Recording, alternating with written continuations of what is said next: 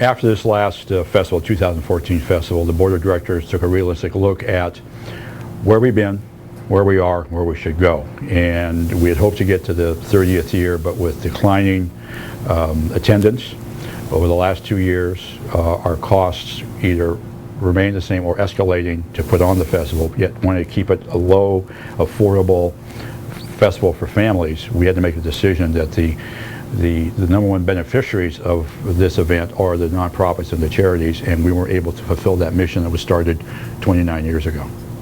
There are expenses, and we understand that, and that's why we should keep as low as we possibly could. And especially as we talked earlier, the perfect storm, the perfect confluence of the economy, of the image of Stockton, all the things that took place, the weather this last year, a lot of things played into that.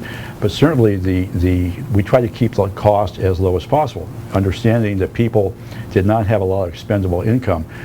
We could have said, okay, we're going to raise to make up for the differences to $15 or $20. Well, that would keep less people would be coming and the cost would still be there. Once people get inside the festival, it's their choice what they want to buy, whether it be a Lockford sausage or deep fried asparagus or some chow mein or whatever it is. And that's where expendable income comes in. But we couldn't just open the gates and say, come on in free, because we wouldn't make it on this end from those expenditures. And we went into it with our eyes wide open. We signed it. We understood where the city was coming from. Again, there's that part of that perfect storm with the bankruptcy and everything, and the city did what they had to do, and we did what we had to do. We negotiated the best we could deal. But that, quite honestly, that's our biggest nut, is that the cost of the city, being the police, fire, which we have to have, public works, and Parks and Recreation, other city employees, and the costs that are there too. So we understood that, but we knew going in that was going to create a problem. Did not anticipate this rapid drop in attendance, especially this year. We, looking at the almanac, Richard's Almanac, about 8 months ago, it said we're going to be in the 80s, level 80s, and then out of nowhere came this electrical storm that just hit us by surprise. There's always hope. I mean, someone could come forward and say, hey, what's it going to take to keep it going?